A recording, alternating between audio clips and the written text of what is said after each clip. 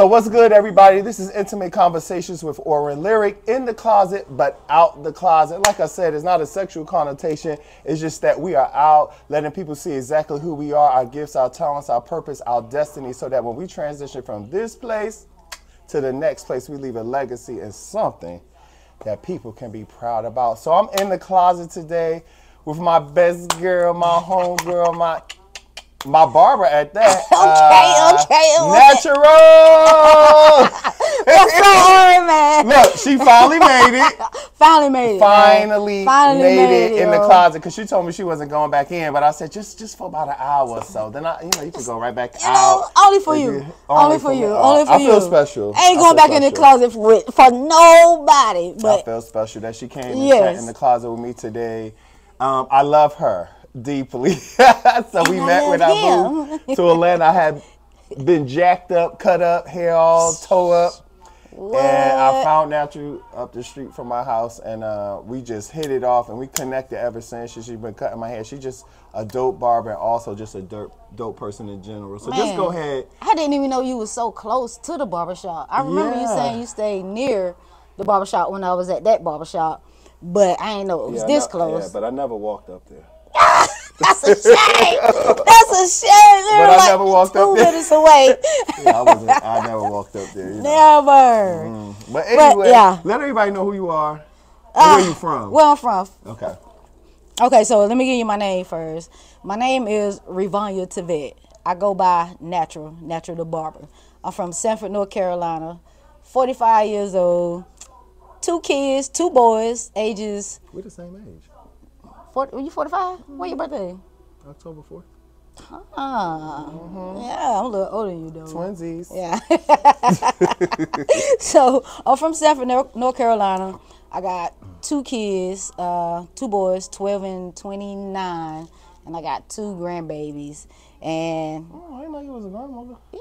No, you ain't tell me that. I mean, I can't tell everybody I'm a grandma. You ain't gonna believe me. Look at me, No. You sure you ain't lying right now? I mean, don't be telling no tales, man. I know you ain't talking. You don't even look 45. I know people don't believe me, so that's why I just lie about it. Oh, baby face. Yeah, I just lie about it. Cut your chin hairs off, and man, you really gonna look like a little kid. Yeah, so I grew up in a small town, Sanford, North Carolina. Yeah, little in and out.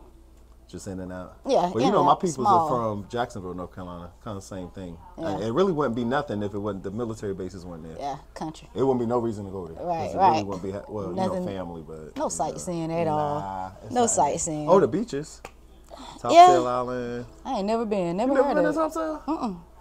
Oh, wow. No. North Carolina has some beautiful beaches, actually. Really? Yes. I think I only went to North Carolina Beach. That's the name of it, North Carolina Beach. It was a nice beach. Okay, I don't think I never heard of that one. Yeah, right.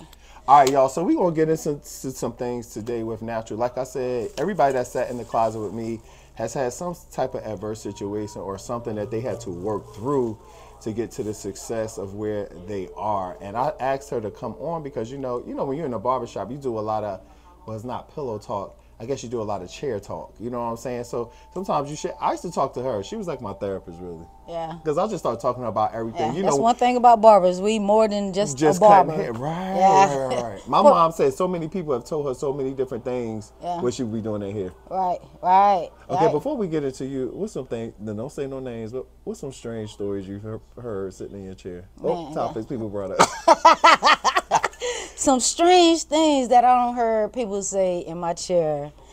To be honest, when I find out that one of my clients are in the closet gay, I wouldn't say it's strange, but I get that a lot. Oh, really? You get what I'm saying? Like, they confess it to you? I learned from other. Maybe I shouldn't be saying this. Well, you're not saying no names. Well, I'm not. So I learned from other clients. You know, my clients, and you know, you learn the world is small. It's in a circle. You made me turn my hat. So you never know who you cutting, and people get to talking, and then you like telling all their business. Huh? Yes. But you know, you never go by what people say. Never go by what people say. You got to put that 2 and 2 together yourself. You get what I'm saying? You could write a book. It is what it is. I get a lot of juicy stories in the chat. So that means you keep secrets well then. Yes. Because you could say some things. Yes, I know a lot. Like some things I'd rather not know. Right. You get what I'm saying? As a barber. But I guess it's part of, you know, who I am and my job. I'm there to listen and not judge. You know, a lot of times people talk to me and open up to me about things, not to, you know, make anybody else, you know what I'm saying, feel any type of way, but because they trust me. You know, and once you gain somebody trust like that, you zip it. Don't say shit. Throw away the key. I like it. Have you always been that person that was easy to talk to? Yes, yes. Yeah, you seem like it because you Yes. have a very calming. Have you always been that? You have a very calming presence. Yes. Like coming, Yes. so it's just like easy to talk to. Yes. Because I felt like close to you from the first time we just started talking. You just listened, and I just kept coming back. Right. But of course, you gave me a bomb ass haircut, so that's number one, you know. But so you're from Sanford, North Carolina. Tell us a little bit about that upbringing. Ooh, okay. Let me. Y'all forgive me. She got her liquid courage over here, so hopefully she, you know, she gonna talk. Don't be no harm to nobody. I love everybody. She love everybody. You just talking about life. People change. You get what I'm saying? People don't stay the same. But you know, my childhood coming up, I wouldn't say that it was terrible, but it could have been better. You get what I'm saying? And the reason I say that is because of, you know, things I had to go through. You know, as a young child, I felt like as a child I shouldn't be having to go through these things. You know, I'm just a young kid, but at the end of the day, now that I went through those things in life, it made me who I am today. It made me who I am today. And my mom was in my life, my daddy wasn't in my life, but I had a stepfather who loved me like, you know what I'm saying, I was his own child, bathed me and everything, never tried to sexually touch me in any kind of way. I didn't like when he gave us baths though, because he was a little heavy-handed down there, you know what I'm saying? Oh, right, okay. You know what I'm saying? But he wasn't meaning no harm, you know. Right. He was just trying to make sure his girls were straight, and we was bathed. I love him. I love that man. Every time I go to North Carolina, I always have to stop by and see him. Well, you know, when people are doing things inappropriate, it's an intention and an energy behind it. Right. So his energy, it wasn't none of that. It wasn't He's just none like, of I'm that. cleaning these girls so they don't have no funky. That's right. Ain't nothing stinking nowhere. Right. You know what I'm Trying saying? to get it clean, Because boy. when people are being inappropriate, you know it. Because I've definitely had to deal with molestation, so I understand. And you know what? It's crazy. Sometimes I can come into contact with people even now at this age, and I can feel that they're into that or they do that, and it just Right. it gives me this tick inside. You know what I'm saying? And so yeah, you know the difference. Right, So right, let's right. go on. So you Right, got a right, great right. stepdad, and Yeah, you know. great stepdad. You know, my mom, she was on drugs. She ended up going to rehab, you know, getting off drugs. I'm pretty sure she had relapses during the years, but most of all, she got off drugs. So being that my mom, she was on drugs, and my stepdad, he was on drugs too, you know, the lights wasn't always kept on, the water wasn't always kept on. You get what I'm saying? So we had to go outside. We had like the little tool, you turn the water on, they come turn your shit off. Know all about it. I was about 10 years old going out there, twisting that thing, turning the water back on, or we'll get some water from the next door neighbor house because they had the outside speaker, you know what I'm saying? So As a child, how they didn't really talk about trauma then, as big as they do now. But what trauma as a child did you feel, you know, having to do that? Doing that, man, I wouldn't say I have trauma from that particular thing. As far as like, you know, me having to go outside and turn on the water. I mean, because you have to sneak and do it. I mean, Yeah, you know, the city catch you, they gonna If find anything, that made me you and like. put semen in it. I'm not turn this shit on no more. No more. They will put the cement down in there. You know But what back I'm in saying? those days, we didn't have to worry about that. Right. But now, I'm pretty sure they do. Oh that yeah, shit. they'll do that. But anything that right there taught me to always don't be in the same place, like a hustler. I'm always out here, you know, thinking of ways, trying to, you know, keep money, keep finances coming my way, because I don't want to be, you know what I'm saying, in that predicament, even though I don't have points in my life where my lights don't got turned off. You get what I'm saying? But that was through my own stupidity or not being able to handle my money correctly. Not like I didn't. So we're going to slow down before we get into all of that. Okay. Like I have to tell every guest, don't go ahead of this interview. Don't go ahead of this. We're going to slow down. Because you know what? Because the thing about it, people that watch, everybody's had different adverse situations. Right. And like people have called me or texted me and like, oh, that particular interview really stuck out because they connected with that person. And see, some people have been through really severe things in life. Some people not so severe. You got what I'm saying? But your story is about surviving. And I'm going to tell you where the trauma came in as we get down. Okay. Because these things do affect you. You know, when you have to survive and not live, living and surviving is two different things. So you learn survival at an early age. First from, your mom being addicted to drugs and everything like that. Having to deal with the inconsistency of, electricity, water, and all these things. And you was like, look, I got to do something because we ain't going to be here without nothing. Exactly. Right? That was so... Your mom, how many years was she on drugs? Man, I would say it was a long time. Just to throw a number out there, probably about 5, 6 years, as I can remember. It could have been longer. You get what I'm saying? That's a short time compared to some people. Yeah, it could have been longer, and I'm probably pretty sure it was longer. But as I can recall, probably about 5, 6 years maybe. I just found out. You know what I'm saying, at a certain time, but it was been happening before then, you know what I'm saying, before I actually went in her room and saw a can, you know what I'm saying, with some holes poked in it, with some ashes on it, and I'm like, this is what crackheads use, you get what I'm saying? So I'm like, oh, okay. So would you have considered your mom a more functioning addict or non-functioning? She was definitely a functional addict, like you know what I'm saying, like for real though, but she was a functional addict, but I hated it coming up because my I wouldn't even say they was my friends, but the kids around the neighborhood, some of them young boys, they were selling drugs at a young age, and they would be selling to my mom.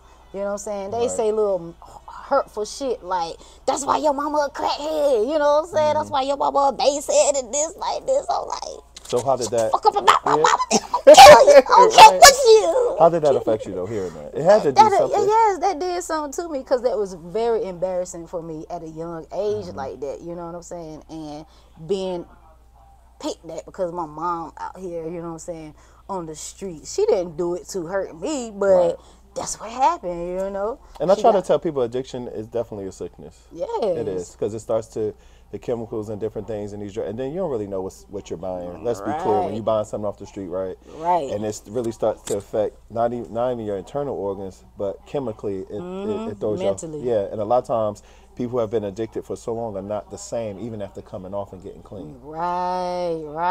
Because those 5, 6 years been lost, you know. Exactly. You know, and that like, you know, she being addicted to that drug took away from me and my sister time.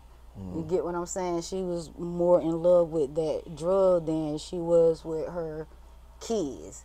You get what I'm saying? She made sure we had a roof over our head. We had food at the table. It was times that we went without food. We had to go in there and find some canned goods, whatever was in there, and eat that shit. But I feel that the drugs caused her to not be that mother figure that I think she's supposed to have been to help me in my adulthood. Right. You know, because a lot of those things affected me coming up, you know, and into my adulthood. It wasn't until, you know, I had to realize, you know, this is about me. I can't keep blaming, you know, my mom or my dad for not being there in my life and other people that treated me. I can't keep blaming them for how I am today. You know, there's a point in time you got to wake up and you got to realize, hey, you can't keep looking back there. You got to do what you can now. You got to forgive those people and you got to heal from that. So let's go back before we go ahead, because we're going to get into the healing and how you got to where you are. Right. So your mom's on drugs, you know, you're having Daddy to do wasn't in my life. Daddy wasn't in your life. You're doing things to survive. So what were some of the things that you experienced, you know, that were negative? You made decisions based off of these are traumas. That's why we make these decisions, right? Right. So then we learn how to cope off of these traumas. So what were some of the things that you did, you know, trying to survive and cope with the drug addiction from your mom and then your biological father not being in your life? Well, I did what I had to do. I started selling drugs myself, you know what I'm saying, probably like at the age of 15. I was selling drugs. You know, we stayed right beside another crack addict who used to have the biggest drug dealer over there. You know, he was cool. My mom knew him and everything, and I saw how he was, you know, making money just like that off a little piece of rock. $20. Right. And I was like, hey, put me on. You know what I'm saying? He was like, oh, hell no, your mama ain't gonna kill me. Right. I was like, come on, I ain't gonna tell him. Right. So he fronted me some, like a little 16. I had to bring him back a certain amount of money. Off of that, I made a little bit of it. But once I got enough to get my own, I started selling for him. I bought it from him, but I started purchasing on my own. And that's how I bought, right, and that's how I was able to buy shoes, new shoes for school, you know what I'm saying? Sometimes I would go in the store, I would steal like candy and stuff, and just to go to school and sell it. Right. You know, so I could have some money in my pocket. So when I needed things, I was able to do it, you know what I'm saying, for myself. So that was part of, you know, part of that trauma of my mama, you know, choosing that drug over me, because I could be out there in the streets. You know what I'm saying? Because her and my stepdad was on those drugs, and I had more freedom to do what I wanted. You get what I'm saying? Even though she did try her best to discipline, but when she wasn't there, majority of the time, you know, we did what we wanted to do. You know, we had to survive. Are you the oldest of your siblings? No, I'm the middle baby. Okay. But my mama, she only raised 2 of us. That's a different story. Okay. Let's say that for another time. Okay. So you definitely had to really you was dealing with something. I would have never known.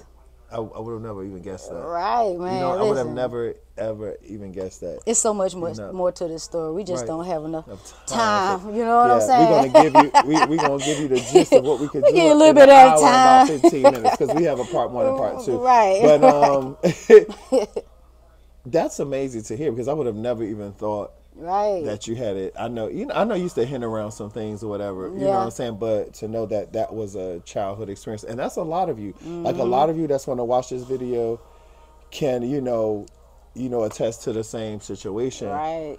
And so you're selling drugs, and selling then what drugs. happens with? My daddy wasn't involved in my life, because my daddy was married at the time that I was conceived. Oh, okay. My mama said. He was a love child.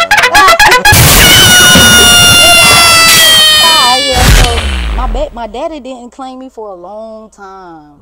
You know, he denied me for a long time. I remember first meeting him when I was probably about 7, 8 years old. That's the first time I saw my daddy, you know. And then from that point, he tried to be in my life a little bit at a time, but I think he was doing it behind his wife's back. I don't think like she actually knew. And then he finally told her, and then I was, you know, able to meet his wife, and she did not like me. So, audience, hold on one second. 'Cause, you know, we're inside of my closet, right? And, you know, I ain't on television yet, even though I'm going.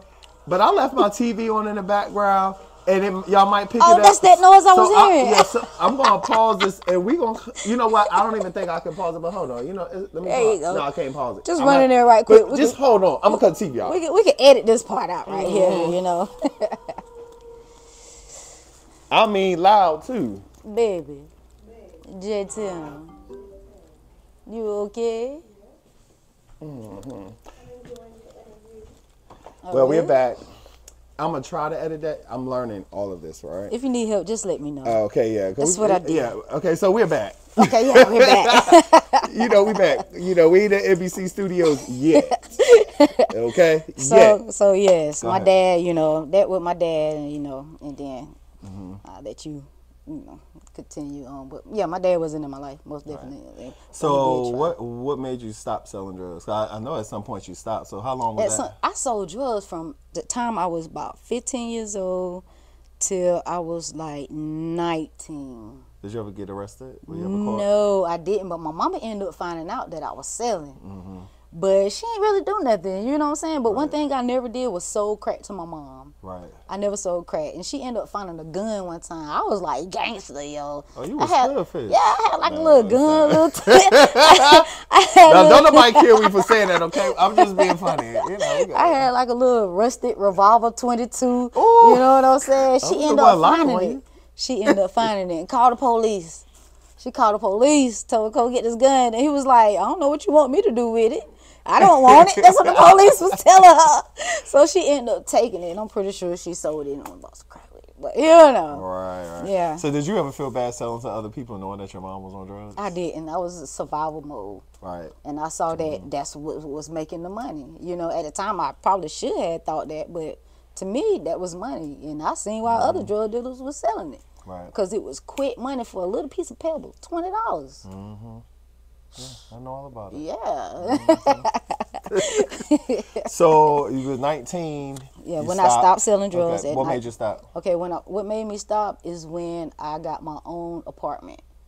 I think I was 19 years old. I was signed up for a housing authority. Okay. It's a financial, you know, a housing project. You know what I'm saying, for financial. So I did sell drugs for a little while I was living in the projects, but I ended up stopping because I felt like I got assigned because it was another guy, drug dealer in the neighborhood, and he knew I was selling. He started telling the crackheads that I was selling dummies.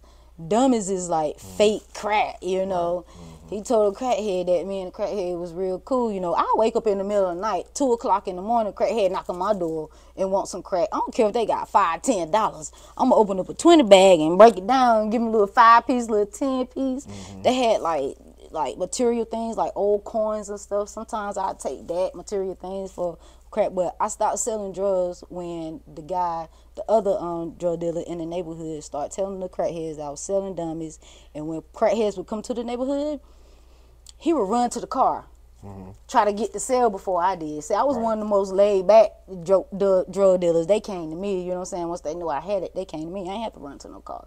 When he started doing that, I sold what I had and I quit. And I'm glad I did because like 2 weeks after, that nigga got arrested for selling drugs. I was like, ooh, thank you. It seemed like he was always really being protected too. Yes. Did you ever feel like you had some spiritual force behind you? Not then, but now that I go back and look at it, yes, I did. Very much. Yeah, because you never really got caught up when you especially when they're lying and saying you selling fake drugs. You know that could really get you in some serious trouble. Get your life taken. You know, those of you who've been in the game, you understand that. You know what I'm saying? Yeah, that's like a dangerous thing. So you stop. You're living in housing authority, and then what happens? Living in housing authority. I had dropped out of high school because I got pregnant at a young age. I got pregnant at age 15. I had my son at the age 16. So I ended up going back to get my GED. Okay. So I ended up failing the test the first time I had to take it. But you remember that song by Aaliyah, if at first you don't succeed, dust yourself off and try again. That was my inspiration song. When I failed, that song right there like made me okay. I failed once, but if I didn't get it, I'm going to get up and I'm going to try again and see can I succeed. You know what? I got my GED too. I had to leave high school at 11th grade because my mother got really sick. Wow. And a lot of people don't know that. Yeah. But here I'm now with 2 college degrees. See? A business. Right. So that's why I'm saying, like, you know, people don't look at that as an excuse. Right. You know what I'm saying? Because guess what? College isn't for everybody. Everybody's not going to even finish high school, but you still can get your education in other ways. That's right. You know, to still succeed. So that's you know, right. That's right. And I like that you said I didn't stop, and you know you listen to that song and let it motivate you. Because let me tell you something: in this world, only the strong survive, and those who go after what they want. You know what I'm saying? You have to be aggressive too. That's right. So, that's right. So you listen to Aaliyah. Yeah, I listen to Aaliyah. I went back, took the test. Passed it with flying because I was so happy to get my GED, man. Because like I said, I had to drop out at a young age because I had a kid at a young age and I didn't have no help. You know, my son, he was made, not on purpose, it was a mistake. And I actually wore protection. Well, you ain't protect yourself that good. Young and dumb. Look, I was young and dumb, and there's a whole lot of other things. Sometimes you gotta put 2 on, you know. It probably was an old one. Or that nigga probably stuck holes in. You know, back in the day they used to do that. That's what I said. I think he slipped it off. He did something. I think he slipped that thing off, and I wasn't used to having sex like that. You get what I'm saying? So I ain't know how the real thing really, you know what I'm saying? I felt, but I did know how I felt. But not like without the condom on it, some shit like that. But I ended up pregnant. So, you know, I went back to school, and my son, he was my motivation. My first child, he was my mama. When she found out I was pregnant, she was like, you got to get rid of it. No babies in No here. babies in here. I was like, oh, I want to have one baby because I felt like my son would like he would keep me company. You know what I'm saying? Because I wasn't, believe it or not, I wasn't in the streets like that. Right. You get what I'm saying? I had a younger sister. She acted more older than I was. You know what I'm saying? I think she did a lot of things before I actually did it. You get what I'm saying? But I got pregnant and shit happens, and I'm glad. I love my son to death, man. I tell you, he helped me bring it all in, huh? Bring it all in. So he had a purpose. God sent you something to yes. block whatever the negative you was going to go to. Right, but you know, statistically, right. in small southern towns, girls get pregnant young. Yeah. I mean, have multiple babies, you know what I'm saying? I guess because it ain't much to do. Right, especially, you know, my mom, she being out, you know, on drugs in the street. I was home by myself a lot. Raising yourself. My sister gone, you know what I'm saying? I was home by myself a lot. I could do whatever I wanted, you know? Whatever I want to do, I'm going to do it. You just do whatever you want to do, right? So you had your first son and then... Because you said you have 2 more children, right? Yeah, but he came like... They came later. Way down the line. Probably like 16 years later. I ended up having another son. And that could be another story, but... You know, as we can see... I got tricked! She had a life. She has had a life. She's been living that life. You know what I'm saying? But you know, the thing about life, we live it. Right. You know what I'm saying? And we learn. Yes. And those of us who learn and get the lesson is those of us who achieve and go on to greater things. That's Some of us stay in the lesson, never coming out of the lesson. People, you have to, you in the valley just for a short time. Come up to the mountain. You can get up to the mountain. You just have to keep walking. If you don't learn, you're going to keep going in a circle and a circle and a circle and a circle until you finally start and learn the lesson. If you don't learn the lesson, you're going to keep going through the same shit, different scenarios. And remember, time is going to keep going no matter what's going on with you. It's going to keep going. Exactly. And you look up, you was 25, now you're 45, and you like, I ain't did a mother thing. You know, like, you know what I'm saying? Yeah. Get off, like you were saying, get off that merry-go-round. And a lot of people are on that. And some people, but you know, some people are content. But you weren't. No, I like to elevate. Like now, you know, Saturday was my last day at Dynamic Cuts Barber Shop. Talk about that. Yeah, you know. I mean, I'm going with you, but oh my God. I said, now she go to South Carolina. I love you now. I can't go. I love you, boy. I'm gonna have to grow a ponytail, and that's it. You been supporting the cause. I really appreciate you too, man. Like you follow me from faders to Dynamic Cuts. You ain't have to do that. You know what I'm saying? But you did, and I needed that. Like you on my path for a reason. But eventually, you know what? I think you're one of those people that's not going to be cut off from my path. I think you're one of those people that's going to continue to be on my journey with me. Yeah, we're definitely connected. Way. We're definitely connected. Yeah. And I'm seeing where it's going. We're definitely connected. We're definitely friends for a lifetime. That's what I said when I first sat in your chair. That's something I felt in there. You know, me being very prophetic and spiritual, you know, I know a lot of things that I don't say. Right. You got what I'm saying? Because everything is for timing. But do I know it or not? Yes. Do I always want to know? Yeah, no. Because you the bad stuff come with it, you know? Yeah, there's everything comes along with it, you know what I'm saying? So I'm glad you said that. I just felt, you know what, and it's crazy when you said that, I just felt a presence. Yeah. I felt that our energy connect again. You know, because when we're together and we're talking, and a lot of times I share a lot of things with you, I feel that pulse sync, that energy. When we're talking, it is always so. You're definitely correct. Yes, you're definitely correct. So yeah, when I got the text message, I just said, that's why I said, is that north of Atlanta? Because you know I had already put it in my GPS and everything. Yeah, I said, oh yeah. I mean, because really from here. How far is it from here?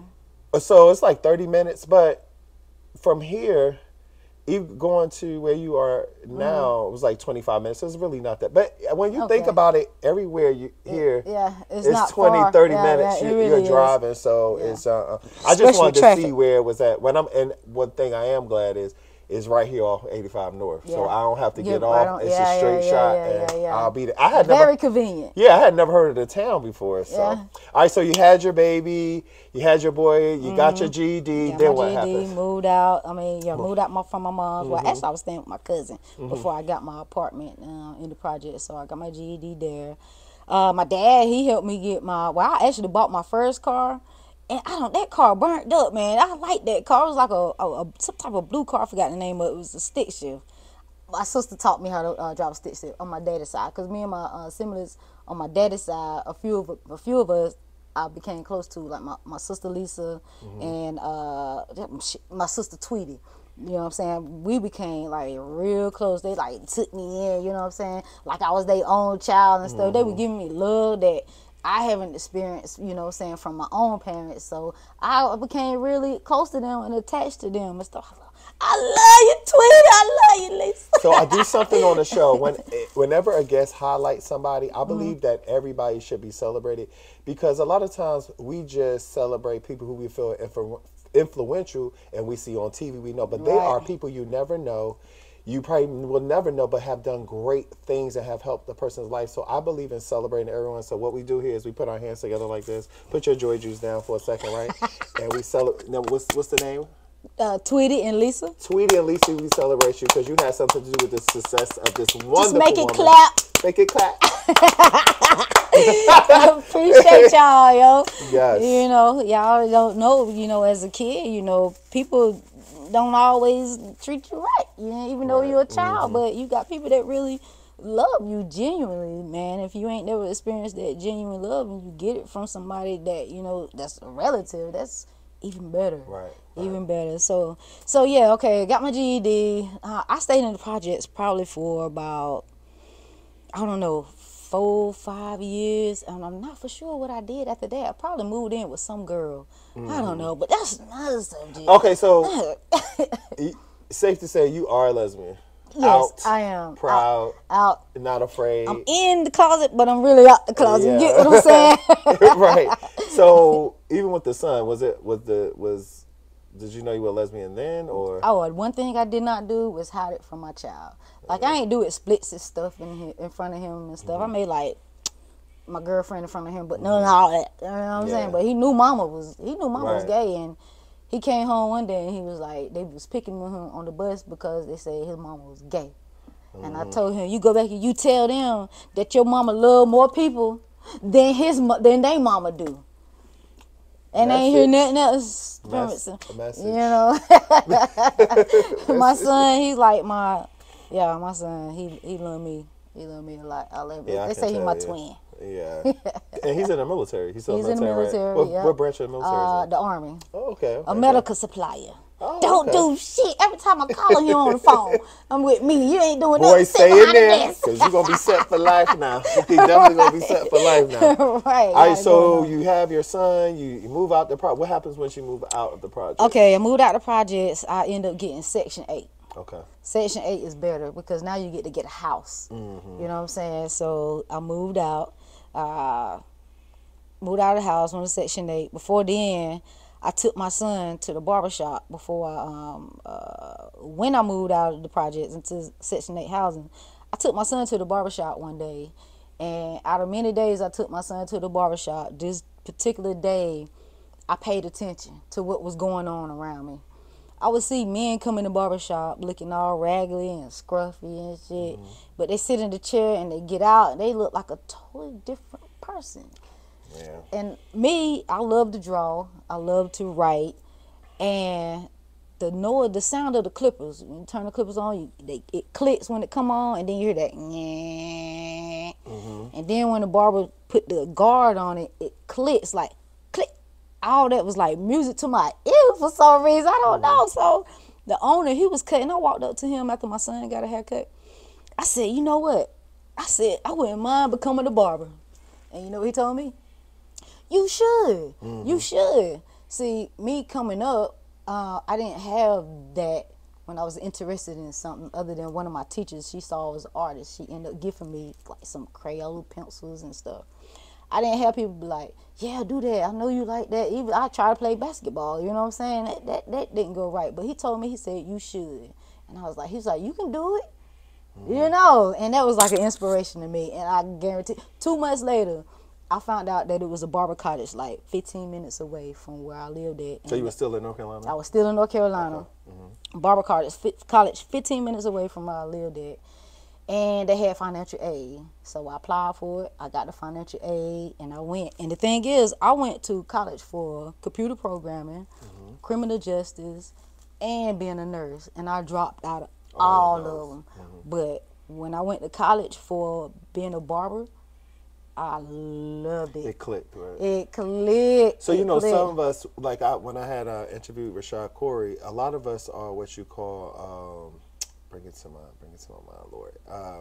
We're creatives. Right, You know what I'm right. saying? And sometimes creatives, it's hard to just be in a setting that's so systematic. You know, Right. we're artistic Right. and we create. You know, and like you And said, we you love to do adventurous. you love to do poetry, you love to draw. So being in, you know, a confined space, counting 5 plus 9, 10, you know, writing Right. papers would have, you know, Yeah. you know what I'm saying? Feel confined. Yeah, because even me, I'm that same way. And that's why I say I enjoy college. Yeah. But when it came down to like typing papers and studying for tests, like I promise you, a lot of that stuff I used to do at the last minute because I hated it. Right. Because I love to create. Right, You know what I'm saying? right, So right. you went Right. into something where you could create, and I know you didn't know Right. Barber was going to take you into something even more deep. I You know. didn't. I So didn't. you go to Barber College, then what I happens? go to Barber College. I go pick up my duffel bag. You know, I get home and I open up my duffel bag up and I see a male mannequin head and I see a female mannequin head and then I see some curling irons and I see some rollers and then I see some clippers and I see all this woman stuff. So I called the school. I was like, hey, y'all gave me the wrong duffel bag. She was like, well, what you signed up for? I said, barbering. She said, what's in it? And I told her, she was like, oh, you're a barber stylist. Big difference. Yeah. Right, you're a barber stylist, so that's why you got the other extra stuff in. So what a barber stylist is that you learn the basics of cosmetology. Roller setting, cutting, perm, you know, the little basic stuff. So Well, you know, my mother was a teacher. really? She taught at Wilford Beauty Academy for years. She taught hair. Wow. She taught beauty culture. Did you tell me that? I think You I probably did. Yeah. I just don't Yeah, remember. that's why my mom did hair for years. And she went to business school as well because she always worked for her. So Yeah. But except for she worked for one company. It was called Black Hair Is. I don't know if you ever heard of it, but she used to work for this one company. It was called Black Hair Is. But all my life, my mother was always an entrepreneur and, you know, working for herself. So and it's well in your known in blood. our city. Yeah. Yeah. it's I in your can't blood. fail. Yeah. You know what I'm saying? I Yeah, can't fail. it's in you. I had too many people in my family that, you know, struggled to prosper and they made it. Right. You know what I'm saying? So, but this interview is not about me. Right. 'Cause I always like, you know, tell people I want to that interview you. Yeah, I mean, you know, you can interview me. I have, wanna an interesting, interview I him. have an interesting story as well. You You know. know, I want to get down in between. Yeah, so you and I want you to know that was great that you did barber styling because that Yeah. advanced you. You know, It- because I feel like never limit yourself. Right, So right. go ahead. Even though I didn't use none of the women's Right. stuff because I just wanted to cut me in hair, Right. it still helped me out, you know what I'm saying? Right. Because if I needed to use it, I had it. You get what I'm saying? So, yeah, finished barber college. After I finished, I ended up dropping out of barber college because I needed a sitter. Okay. You know, I was going part time. I was going at the night, and it takes longer for you to finish during the night time than the daytime. So when I didn't have a sitter, I had to drop out. But I went to the social services, Department of Social Services, and signed up for some child care. And I got child care. I went back full time during the day. And I got that diploma. I got that barber certificate. It was so See, happy. this is what we got to get to. You heard what she just said. An adverse situation came up because sometimes in life you have those curves in the road, like a car try to block you off. You know what I'm saying? And sometimes you got to back up, let that move out the way, and push on the gas. And that's what you did. You looked for other avenues, Yeah. right? Because you had it in you to succeed, Right, huh? right. Was there something in you pushing you to like? You Yes, know, I want to be successful. You know, I don't want to go back to where I was at as a young child. You know, as a young child, I was like, man, I can't wait till I get older. I'm gonna do this. I'm gonna do that, and everything I said I wanted to do as a child, I'm getting there. Oh, I done done it. Yeah. So you graduate, you get your barbering degree. Then what happens from there? And then I was working at a sports bar called Ham's Restaurant. It was a popular sports bar in Sanford, North Carolina. I was working there as a server. I love working as a server now. I don't work that John Deere, Caterpillar. You know, we build tractors. They build tractors. They make good money. Right. But I could never keep a job. First shift. I Right. could never keep a job. I always get fired. I'll be there late. Then when I worked for being a waitress, I felt like I was more on my own. Right. that was that entrepreneur in me, the independence in me as an entrepreneur coming out. And I ain't know that, you know what I'm saying, at the time. So I was working there. The tips was great. I love serving people. Another reason probably why I'm a barber, because I'm still serving the community, you know. So I end up putting a 2-week notice in when I finished barber college to Ham's Restaurant. But I left after a week. I was like, forget that. I'm on my own now. What I'm doing, you know what I'm saying? And ever since 2010, I've been a full-time barber. I never punched the clock for nobody. Never. But guess what? Tuesday, I would be punching somebody's clock. But it's for a good reason. It's for a good reason. Sometimes you got to make the sacrifices, you know. Right. Sometimes you got to make those sacrifices. Barbershop. Okay. I'm going to get paid $12 an hour. Okay. Regardless if I cut somebody's hair or not, I get paid $12 an hour. And the haircuts ain't nothing but $25, $30. And you already know how much I charge for haircuts now. Yeah. So you going down on price? Yes. Why? I want to know how this I'm going down on the prices because I want to know how it's going to benefit you that you're going down. Okay, I'm getting ready to tell you. Okay. First, I got to go by their system. I got to charge what they charge because Sports Clips is not considered a barbershop. I can't even use a razor. I'm going to hire you. You have to come to my house to cut my hair. I'll just have to pay you extra because what? Right.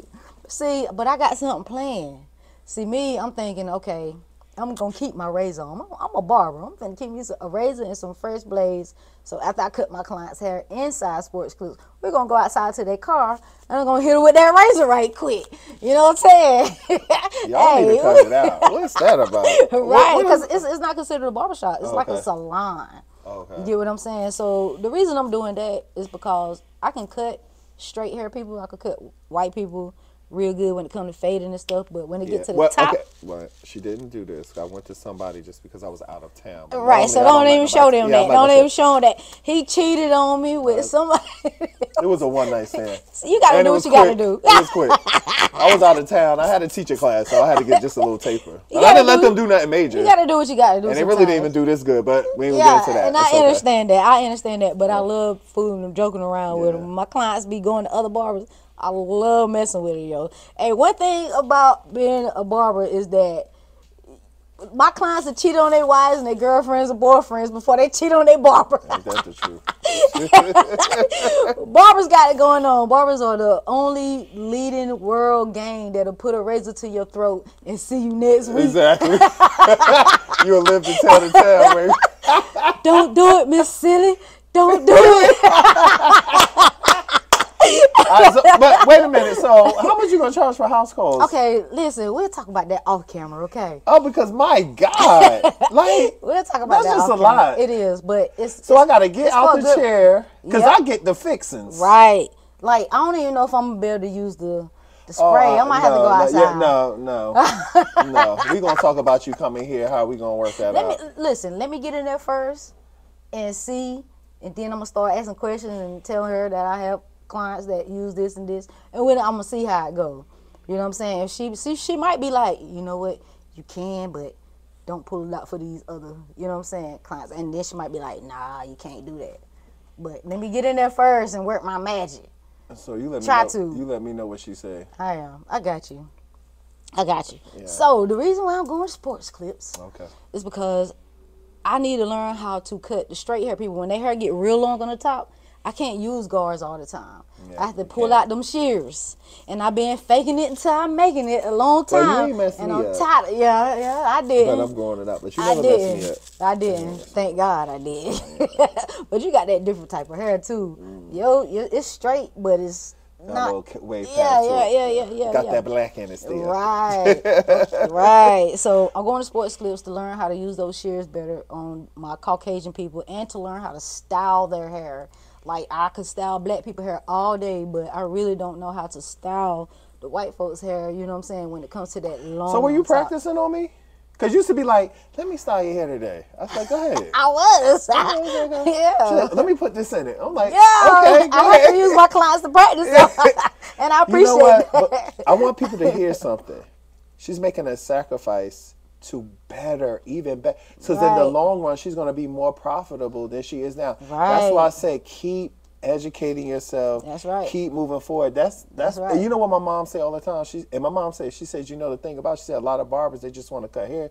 She said, but they need to learn all textures of hair. That's right. Because you make more money. Then you can work anywhere. Then you have Right. all sorts of clients coming to you. And my mom used to say all the time. She used to tell her students, she's like, and she's a master barber, but my mother, because she learned everything. You know what I'm saying? Because my mother was cutting my hair for years, but I don't even let anybody touch my hair. Yeah, you ain't had to go nowhere. I didn't have to go nowhere. You know what I'm saying? So in-home barber ain't nothing like it. only Ain't reason it I right started there? going.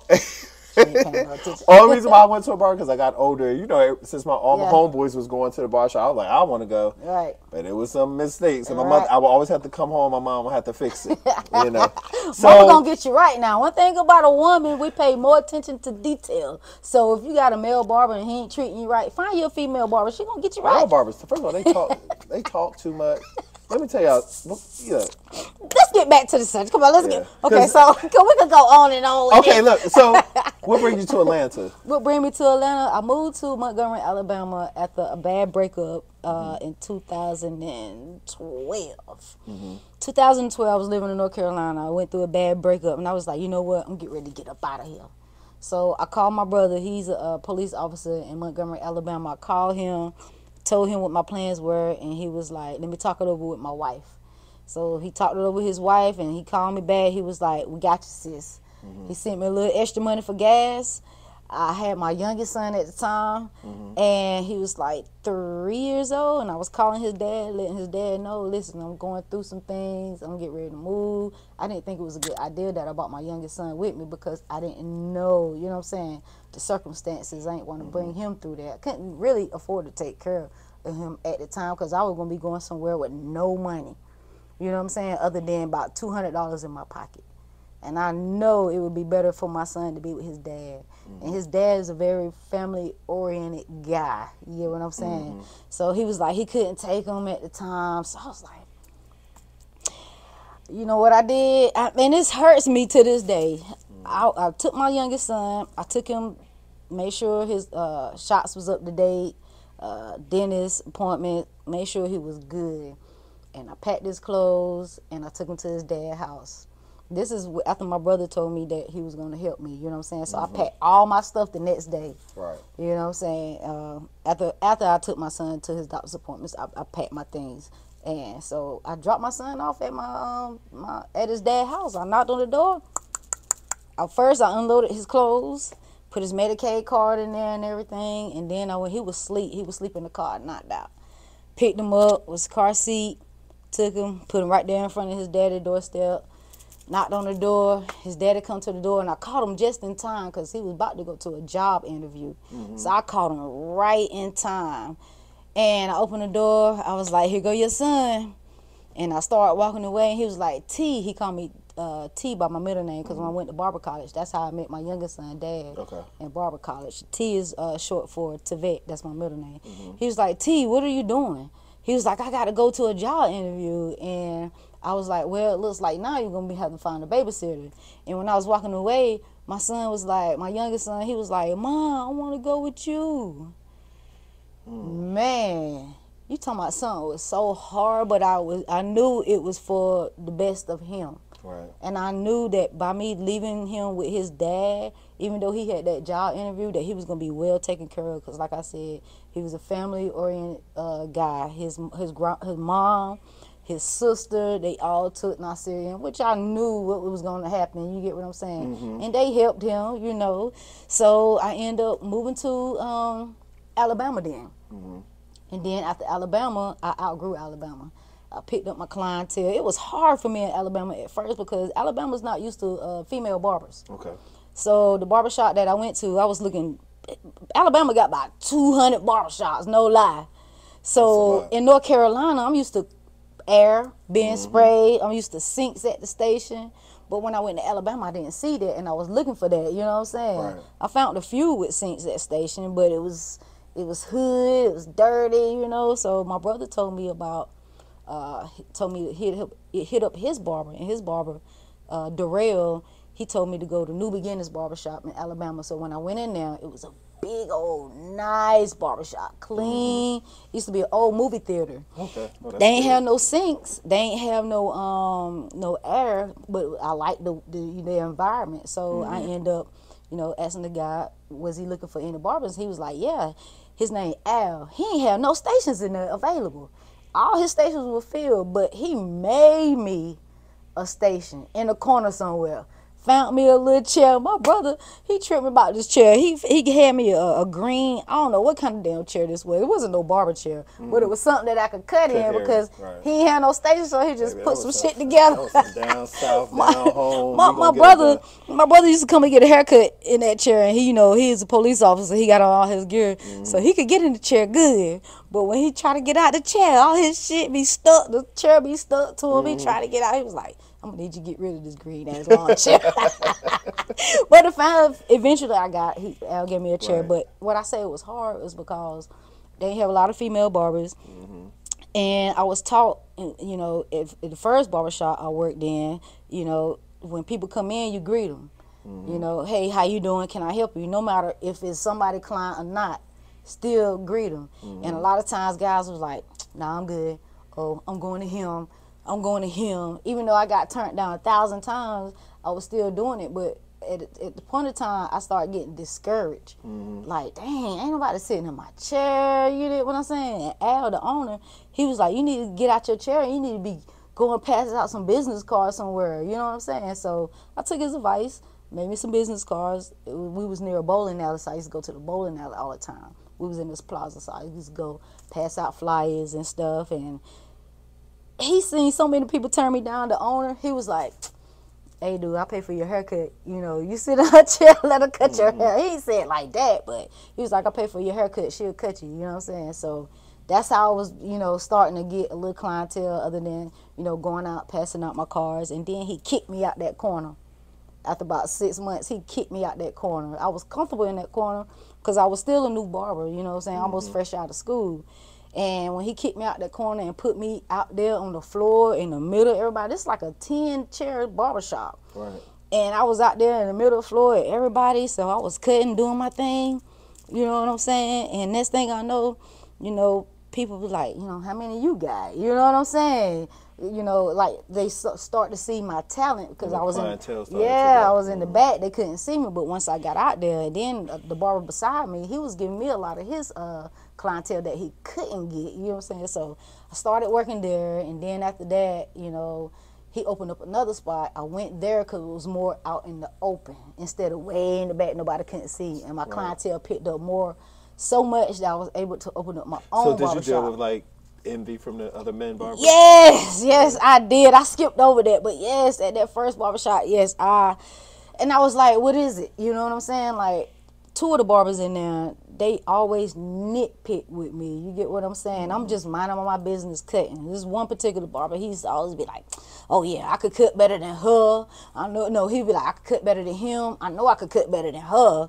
You know what I'm saying? People always show their insecurities, don't they? Yeah. If they would stop talking, they wouldn't tell on themselves so much. I tell people sometimes, your slip is showing. Right. Just be quiet. I ain't saying nothing to you. The more you talk, the more you're telling on yourself. Why's you messing with me? I'm not saying nothing to you. Till one day, I had a cut, and he had a cut. He probably had, his kid's probably like 5 years old. My child in the church was like 9 years old. And both of them was getting mohawks.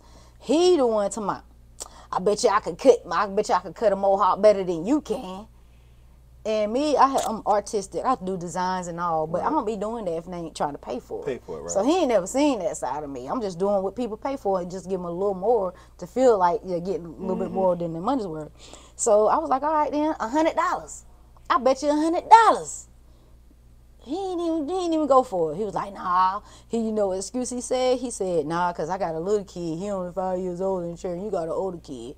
What does that make? Right. But one thing I learned about that, to make it short, is that I learned that those guys that was targeting me in the barbershop like that is because they seen something in me that I didn't see in myself. Well, that's how I usually go. People see you. Right. And what I believe that negative energy tries to do is thwart you and tear you down so you don't ever see it. Right. You got what I'm saying? So it try to make you feel lesser. You know what I'm saying? And it did at times. Right. It did at times till my higher self was like, don't, because I start getting in like verbal confrontations with them and shit.